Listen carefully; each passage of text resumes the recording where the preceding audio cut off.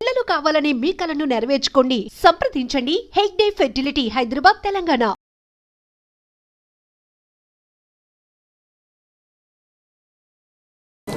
మన 4th town పరిధిలో మన విశాఖపట్నం పోర్ట్ స్టేడియంలో నిన్నగాక మొన్నంటే 7వ తేదీన ఒక సంఘటన జరిగింది. విశ్వనాథ్ ఆక్వా స్పోర్ట్స్ కాంప్లెక్స్లో, మీకు అందరికీ తెలుసు.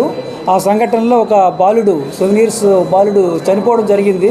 అక్కడ వాటర్ వేవ్స్లో దిగి అక్కడ దిగినందున చనిపోయినట్లు మనకు వచ్చినటువంటి రిపోర్ట్ మేరకు, తల్లిదండ్రులు ఇచ్చిన రిపోర్ట్ మేరకు అదే రోజు రాత్రి పోలీస్ స్టేషన్లో ఒక కేసు క్రైమ్ నెంబర్ 83/2025గా నమోదు చేయడం జరిగింది. అనుమానపు అంటే 194 సెక్షన్ కింద, బిఎన్ఎస్ఎస్. ఆ దర్యాప్తులో పంచనామా చేయడం జరిగింది. తర్వాత ఈరోజు కూడా ఐఓ గారు, ఎస్ఐ చిన్నవనాయుడు గారు, సిఐ గారు సత్యనారాయణ గారి ఆధ్వర్యంలో ఈరోజు దర్యాప్తు నిన్న ఈరోజు కలిపి చేయడం జరిగింది. దర్యాప్తులో భాగంగా అందరినీ విచారించగా, నేరస్థలాన్ని పరిశీలించగా, ఆ స్పోర్ట్స్ కాంప్లెక్స్లో విశ్వనాథ్ ఆక్వా స్పోర్ట్స్ కాంప్లెక్స్ నడుపుతున్నటువంటి యజమాని అయినటువంటి కాశీ విశ్వనాథ్ గారు సరైనటువంటి సేఫ్టీ మెజర్స్ తీసుకోలేదని మాకు రూఢి అయింది. దానివలన సేఫ్టీ మెజర్స్ అంటే ఒకటి ముఖ్యంగా అక్కడ ట్రైన్డ్ లైఫ్ గార్డ్స్ని పెట్టాలి చిన్నపిల్లల దగ్గర, స్విమ్మింగ్ కానీ అలాంటి వాటర్ బాడీలో దిగేటప్పుడు. ట్రైన్డ్ స్విమ్మర్స్ను కానీ ట్రైన్డ్ ఆక్వా స్పోర్ట్స్లో ట్రైనింగ్ అయినటువంటి వాడిని పెట్టలేదు. అదేవిధంగా అక్కడ సీసీ కెమెరాలు లేవు. అక్కడ కనీసం కేర్ టేకర్స్, ఇప్పుడున్న ఈ సంఘటన చూస్తే అక్కడ ఎవరైతే లైఫ్ గార్డ్స్ ఉండాలో వాళ్ళు అక్కడ స్పాట్లో లేరు. పిల్లలతో పేరెంట్స్ కానీ గార్డియన్స్ కానీ ఎవరైతే ఎల్డర్స్ అలౌ చేయాలో వాళ్ళు కూడా అలౌ చేయలేదు.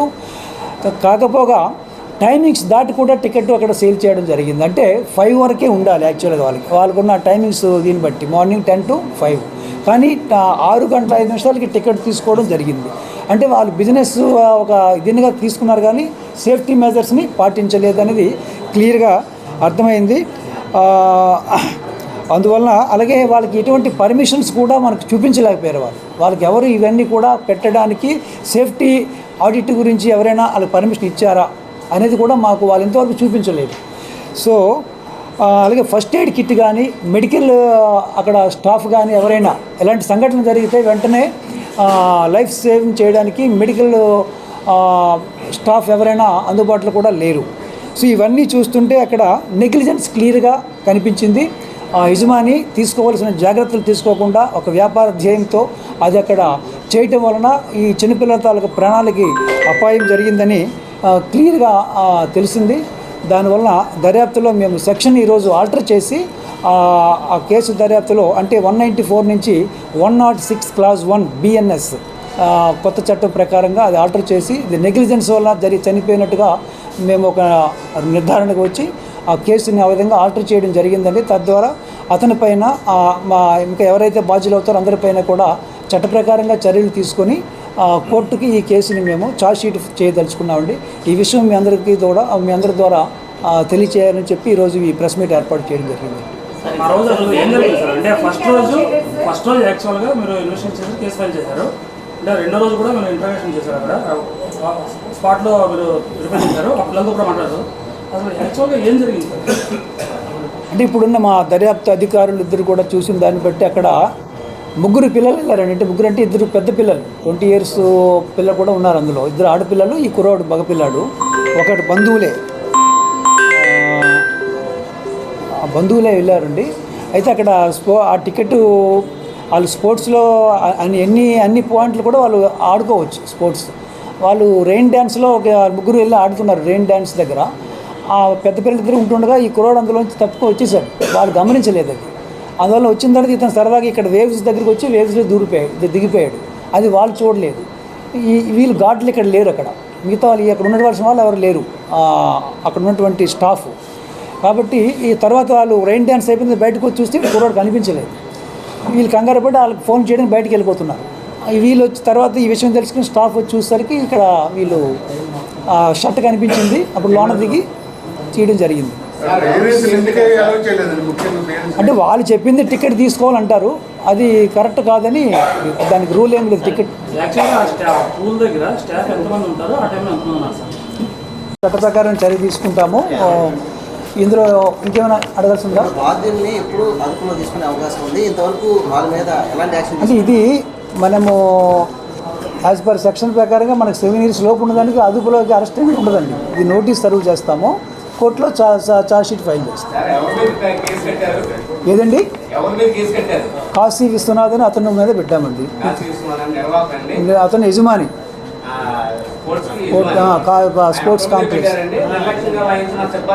సిబ్బంది మీద అంటే ఎవరెవరు ఖచ్చితంగా ఉన్నదని ఇంక దర్యాప్తులో ఎస్టాబ్లిష్ చేయాలి. ఇతను మెయిన్ యజమానిని పెట్టడం జరిగింది. సార్ ఇప్పుడు ఓనర్ ఒకరు సబ్ లీజ్ ఒకరు, అంటే అక్కడ దానికి ఓనర్ కూడా నరేంద్ర అని వేరే వ్యక్తి పేరు కూడా బయటకు వస్తుంది. ఆయన పరిస్థితి ఏంటి? సబ్ లీజర్స్ కూడా ఎంత రోల్ ఉంది? ఇతని రోల్ మెయిన్గా ఓనర్ రెస్పాన్సిబిలిటీ ఇప్పుడు మనకు అర్థమైంది. ఓనర్ రెస్పాన్సిబిలిటీ అండి. మిగతాది కూడా ఎవరెవరు అందులో ఉన్నారని స్పెసిఫిక్గా మేము ఇంకా దర్యాప్తు ఇంకా 2 days అయింది కాబట్టి ఇక 2 days రేపు ఎల్లుండిలో దర్యాప్తు కంప్లీట్ చేసుకొని మేము మీకు చెప్పగలుగుతాం. పూల్ గురించి రన్ అది మా పరిధిలో లేదండి. అది కలెక్టర్ గారికి, జీవీఎంసీ కానీ మేము ఈ దర్యాప్తు రిపోర్ట్ కూడా మేము సబ్మిట్ చేస్తాం డిస్ట్రిక్ట్ కలెక్టర్ గారికి. అది కాంపిటెంట్ అథారిటీ డెసిషన్ తీసుకోవాలి. ఈ రోజు ఉందండి, నిన్న వరకు క్లోజ్ అయ్యిందండి. మరి ఈ రోజు లేదనేది మాకు తెలియదు. ఈరోజు వర్కింగ్ స్పోర్ట్స్ క్లబ్లో చిన్నపిల్లలతో నిర్వహిస్తుంది ఇది ఒకటే కాదు సార్, దాంతో పాటుగా చాలా ఉన్నాయి. గో కార్టింగ్ ఉంది, స్నో వరల్డ్ ఉంది. అందుకేనండి దీని గురించి సేఫ్టీ ఆడిట్ చేయమని, జాయింట్ ఇన్స్పెక్షన్ చేయమని నిన్న మా respected commissioner sir Shri Bachi గారు నిన్న చెప్పడం జరిగింది మీకు కూడా. సో జాయింట్ ఇన్స్పెక్షన్ జరుగుతుంది, సెక్యూరిటీ ఆడిట్ జరుగుతుంది, ఎక్కడెక్కడ ఎటువంటి సేఫ్టీ మెజర్స్ తీసుకోవాలనేది కూడా వాళ్ళకి ఇన్ రైటింగ్ వాళ్ళకి తెలియజేయడం జరుగుతుంది. ఆ విధంగా అది ఎన్సూర్ చేసే విధంగా మేము చర్యలు తీసుకుంటాం.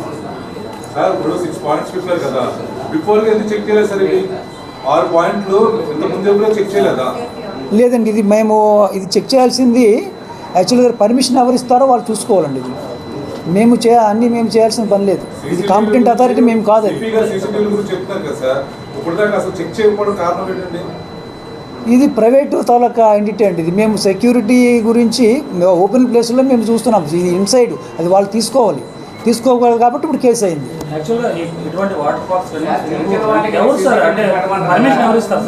ఏదండి దీనికి పర్మిషన్ అనేది ఇంతవరకు వాళ్ళు చూపించలేదండి మనకి. పర్మిషన్ దీనికి అలాంటిది పెట్టాలంటే పర్మిషన్ అంటే వాళ్ళకి రిజిస్ట్రేషన్ చేసుకుంటారు. సేఫ్టీ మెజర్స్ ఫైర్ తాలూకు ఎక్విప్మెంట్ తీసుకోవాలి. అలాంటిది కూడా అక్కడ లేదు. ఫైర్ సేఫ్టీ మెజర్స్ అది కూడా లేదు. అంటే వాళ్ళు ఎలాంటి సేఫ్టీ మెజర్స్ వాళ్ళు పట్టించుకోలేదు కాబట్టి ఇప్పుడు వాళ్ళ మీద కేసు అయింది. నా క్వశ్చన్ అది కాదు సార్, పూల్స్ నిర్వహణ చేయాలంటే లేకపోతే ఎక్వా స్పోర్ట్స్ నిర్వహణ చేయాలంటే పర్మిషన్ ఎవరు ఇవ్వాలి, ఎవరు ఇస్తారు, ఏ శాఖలో? జనరల్గా అది టూరిజం సంబంధించిందండి. అది యాక్చువల్గా ఇదంతా విజిటర్స్ వస్తారు, అది ఒక ఎంటర్టైన్మెంట్ ప్లేస్ కాబట్టి దానికి GVMC main. GVMC and tourism department, ముఖ్యంగా రెవెన్యూ సైడ్ కలెక్టర్ గారు కూడా దీని మీద తీసుకోవచ్చు. పర్యవేక్షణ లోపం కూడా ఉన్నది కదా సార్? పర్యవేక్షణ వాళ్ళు చేయదు కదా సార్. ఇది ఓన్లీ అథారిటీ, వాళ్ళకి పర్మిషన్ ఇచ్చే అథారిటీ కానీ పర్యవేక్షణ వాళ్ళు కాదు. పర్యవేక్షణ ఎవరైతే మేనేజ్ చేస్తున్నారో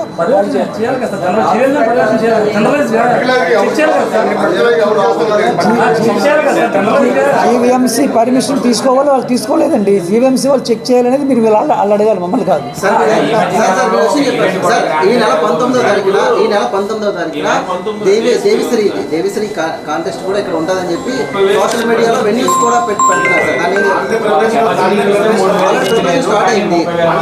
అంటే వాళ్ళకి ఇంకా మా దగ్గర పర్మిషన్ ఇంకా మేము ఇవ్వలేదండి. వాళ్ళకి వాళ్ళు చేసుకున్నారంటే వాళ్ళు అడగండి మీరు ఎందుకంటే స్టార్ట్ చేశారు.